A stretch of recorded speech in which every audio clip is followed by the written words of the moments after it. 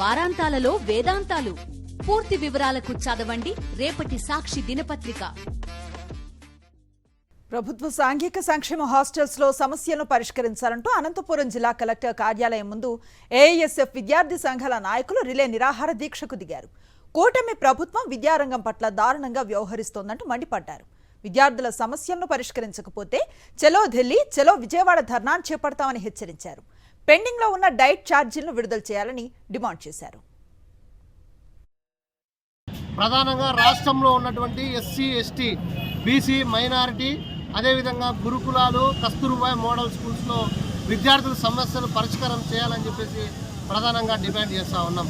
విద్యార్థులు తాగడానికి మంచినీరు లేక ఇబ్బంది పడుతూ ఉన్నారు. సరైనటువంటి మరుగుదొడ్లు లేక, టాయిలెట్స్ లేక ఇబ్బంది పడుతూ ఉన్నారు. శిథిల వ్యవస్థలో భవనాలు ఉన్నాయి.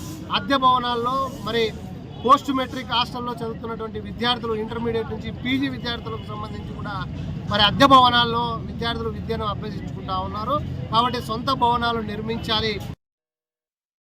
హాస్టల్ విద్యార్థులు కేవలం 52 రూపాయలు మాత్రమే రాష్ట్ర ప్రభుత్వం బడ్జెట్ కేటాయించడం బాధాకరమని, తక్షణమే హాస్టల్ విద్యార్థులకు పెరిగిన ధరలకు అనుగుణంగా మెస్ ఛార్జీలు 2500 రూపాయలకు పెంచాలని చెప్పి మేము ఏఐఎస్ఎఫ్గా డిమాండ్ చేస్తున్నాం.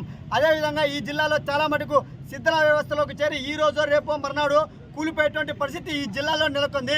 తక్షణం వాటికి సొంత భవనాలు నిర్మించాలా. ఇవాళ మహిళలు కావచ్చు, విద్యార్థులు కావచ్చు, వాళ్ళ కనీసం వాళ్ళ కాలకృత్యాలు తీర్చుకోవడానికి ముళ్ళల్లో పొదల్లోకి వెళ్లాల్సినటువంటి పరిస్థితి ఈ అనంతపురం జిల్లాలో నెలకొంది.